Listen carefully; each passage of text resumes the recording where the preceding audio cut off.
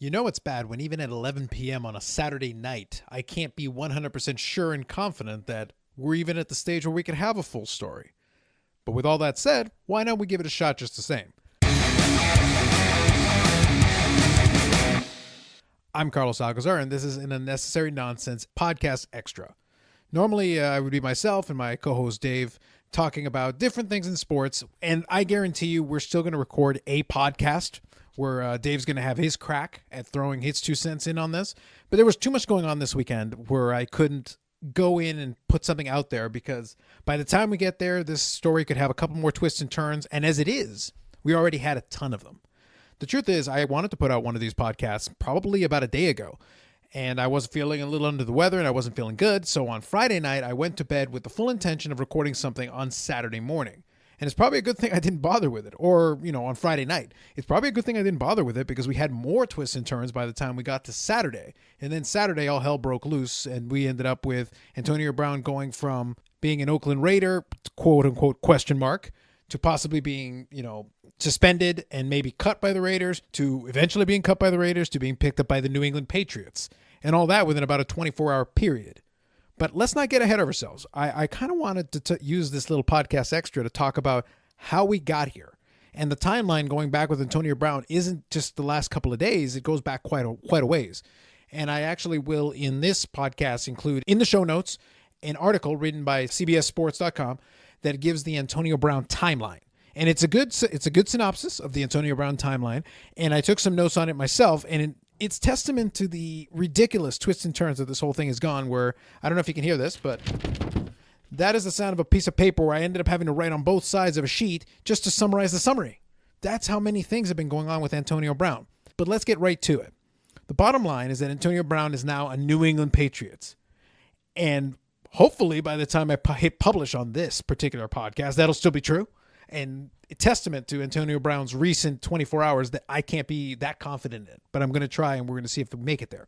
But this whole thing really stems back to the end of Antonio Brown's tenure in Pittsburgh with the Steelers and what ended up happening with that.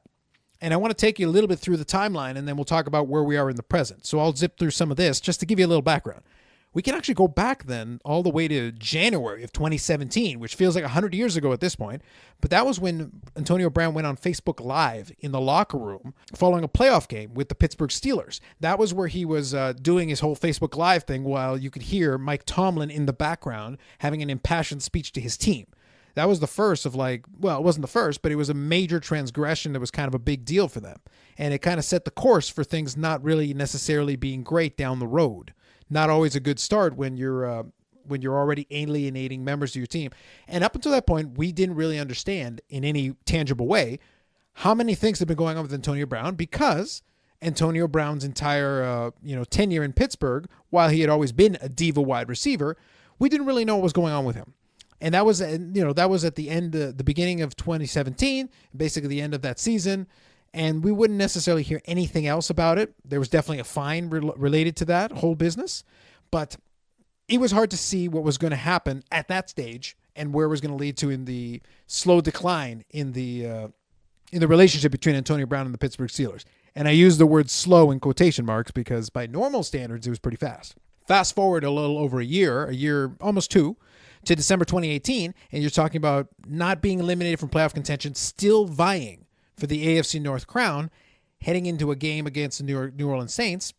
So they had just beaten the Patriots, and they felt good about it. And what you ended up having was a great performance by Antonio Brown, but Antonio Brown had a heated argument with Ben Roethlisberger. It escalated, Antonio Brown threw a football, which is a story that's going to come up a little later. And then he opted to skip the remaining practices, leading into a Week 17 game against the Cincinnati Bengals. So this is in December of 2018 now. We've moved past a little over almost 2 years moving forward. So the Antonio Brown thing has been going on for a while at this point, but he's still a Pittsburgh Steeler. So Antonio Brown ended up being benched for that game, and the officials' team stance was that it was injury related, but the reality was that was basically the end of the Antonio Brown tenure in Pittsburgh. And it led to basically what came to in February and March and the movement with the Le'Veon Bell thing happening. It was basically heading towards the end of the time with Antonio Brown. And Antonio Brown basically stated that he wanted out. He wanted to move on. He wanted to go somewhere else. And there was still that last-ditch effort where Antonio Brown, of course, being that everything right now relates to social media with him, he took a picture with the ownership team that came over to talk to him when they were trying to mend the fence and trying to maintain. Because at the time, you have to remember, beginning of 2019, he's still under contract for 3 more years, and he had come off of a nearly 1,300-yard season. So Pittsburgh had every incentive to want to keep him, especially with Le'Veon Bell leaving the team and moving on in his path towards being a Jet. You didn't want to lose necessarily another offensive weapon at that time. So by March, we're moving on to that point, and this is where Antonio Brown starts to kind of go off the rails a little bit with Pittsburgh. It's where he has that interview with ESPN where he says, well, I don't even have to play football if I don't want. I don't need to prove anything to anyone. If they want to play, they're going to play by my rules. If not, I don't need to play. Obviously, I want the game, but I don't need the game. It's a difference. So that's a quote from Antonio Brown from that interview. And I remember watching it and thinking, this was right around, I don't know if it was during this interview, but it was right around the time where he went with that blonde mustache thing. And it was like, this dude is weird. This dude is operating maybe not necessarily with a full deck of cards, but we'll talk a little bit more about that in a minute.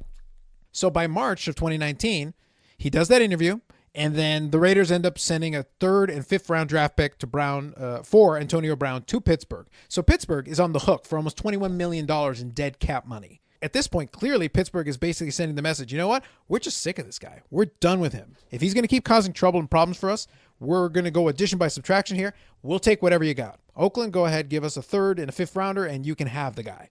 At this point, Oakland themselves, thinking they basically got the steal of the century, they go in and they acquiesce to one of Brown's demands that now he wants guaranteed money. All right, fine. You got out of Pittsburgh. Now you're in Oakland, and you want some guaranteed money? Well, Antonio Brown got it. They gave him an extension, and they built him up where he's going to get about $30 million in guaranteed money. Sounds great. Sounds good. The honeymoon in Oakland has begun. This is March 2019, and Antonio Brown is a happy camper. By May of 2019 now, we're starting to have the issue with the helmet. If you haven't really kept up with the story, the NFL had grandfathered out some helmets that had been worn previously. Tom Brady and Aaron Rodgers and other players had also been put under this. The old helmet wasn't deemed to be safe enough. So now the NFL was moving in the era of player safety. I'm going to put that in quotation marks. That's another conversation for another day. But anyway, the NFL, presumably to protect the players, had moved on to approving certain types of helmets that they could use. If you were using a previous helmet, you had a little bit of a leeway in order to do it, but you did have a long warning period. And you knew that at some point you were going to have to switch over to the new style helmets.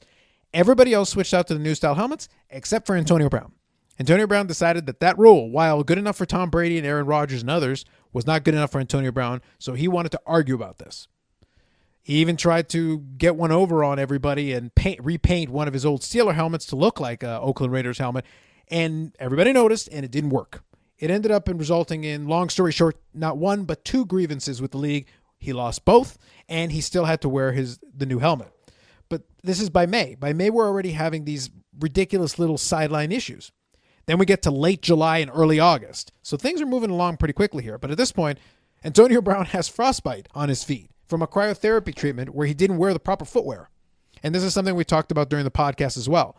Ridiculous, hilarious, but at the same time, doesn't bode well for the Oakland Raiders, given that the man we're not even through training camp. We're not even into preseason games.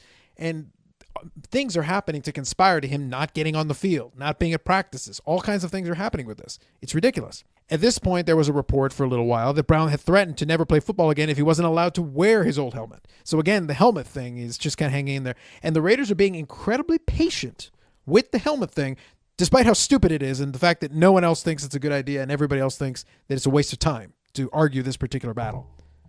I really do subscribe to the theory that you do really have to pick the hills you're going to die on, but we'll see once we get to the later part of the story here as we move on if maybe there was a method to the madness, but I'll talk about that in a minute. We get to early September. We're almost to the present day right now.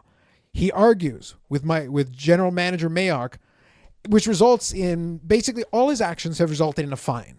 The Oakland Raiders fined him, I think, right around $54,000, give or take.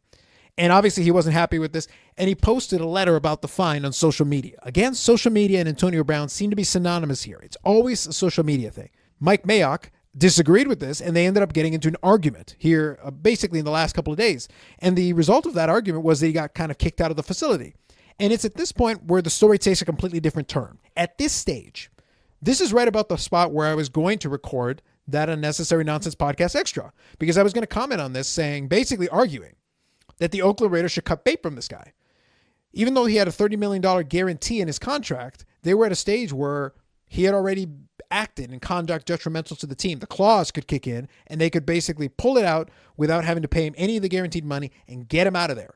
I was of the opinion that they needed to cut bait and move away from Antonio Brown as fast as they possibly could and move that hot potato onto somebody else. Let somebody else deal with it. They didn't end up doing that, which is another area where I was going to again argue. So after he had gotten into the argument with the general manager, threatened to punch him, gotten kicked out basically of the area, they were considering suspending him, but then all of a sudden there was an about face. It looked like things had turned. Antonio Brown had a heartfelt apology. And again, now we're in September. This is all happening within like days and hours, and these things are changing constantly and quickly. So he had a heartfelt apology, and the Raiders announced that he would play in Game 1 this Monday. I'm recording this on a Saturday night. In theory, he would have been playing in about 48 hours from the time I'm recording this. He was going to be playing in Game 1. But there was more to the story. And like I said, I was going to get on and record a podcast where I was going to rail against the Oakland Raiders for being so stupid and weak-willed and weak-minded to actually try and get this guy in uniform when you were in a position to get out of all that guaranteed money. So I was going to yell and rail about this. Fortunately, I wasn't feeling well, so I went to bed ready to unleash a rant on Saturday morning about this. But then more things happened. Then Antonio Brown apparently got upset that he was again fined because of all the additional things, including the attempted altercation with the general manager, and then demanded again via social media, because of course he did. Social media again. He demanded via social media that they release him. And Oakland Raiders, the skies and heavens, parted, and, the angel choir went off. And the Oakland Raiders finally said, enough, no mas. Finally, they released him. But again, the story right there, you've got another story that you can talk about, and already a lot of craziness. And this is what makes me laugh about this one, because by this point, I had gotten up. I'd slept in a little bit on Saturday. Like I said, I wasn't feeling well. I got up on Saturday, late morning, early afternoon, had some brunch, and then I was going to sit down and look at a couple of the latest things and start putting together this audio that you're hearing. I was going to put together one of these. And then more things were happening. So I get a bunch of text messages and my phone blows up. And all of a sudden, not only was Antonio Brown released, which I didn't know when I got up in the morning, but then I learned very quickly. But then within hours, by the early afternoon, he has signed with the New England Patriots on a 1-year contract where about $9 or $10 million would be guaranteed, and he could earn as much as $15 million. Now think about everything I just said. All these things. The last move the Raiders made was to fine him another $200,000, so almost $250,000 between the two. And I think what precipitated the final straw for Antonio Brown was that in doing so, they were going to void the $30 million, basically, that he was guaranteed in the contract, which is basically what led him to not need to stick around with the Raiders anymore and ask them to release him. Now, with the Patriots thing thrown in there, now it gets a little more interesting, because now you can break yourself down into a couple of camps. One camp, and I want to talk about all these possibilities because they're all interesting in their own way. So camp number one, Antonio Brown is flat out crazy. He's batshit crazy. He's out of his mind. And this is just going to be another quick stop on the way as he shovels himself right out of the league. That's highly possible. That he has demonstrated certain tendencies. He got himself kicked out of Pittsburgh, which was a good situation for the most part. He may not have been happy with some elements of it, but they had a lot of success. And he had a perennial contender team, and he got himself booted out of that. He went from that to almost being traded to Buffalo, ixnayed that because he basically refused to go, and then got traded to Oakland, which again was not going to be, I don't think Oakland was going to be a good team with or without him. I don't think it was going to make any difference. And Derek Carr is not Ben Roethlisberger, no matter how you want to sell it. And John Gruden, no one knows if he's anything resembling a good head coach at this point, if he ever was. That's a different debate for another day. But that franchise wasn't going to go anywhere fast with or without Antonio Brown. So that would not have mattered. But with all that said, possibility number one, the man's just out of his damn mind. In which case, well, New England has certain things built into it. The truth is, though, my issue with New England taking him is not that they're taking him. They're known for taking flyers on certain players. They got Chad Ochocinco and they gave it a shot. Didn't work, but they tried it. They tried it with Randy Moss. It worked pretty well for a period of time, and he did have a record-breaking season. So that's the kind of the high watermark, the ceiling of the possibility that people are thinking about as pertains to this possibility.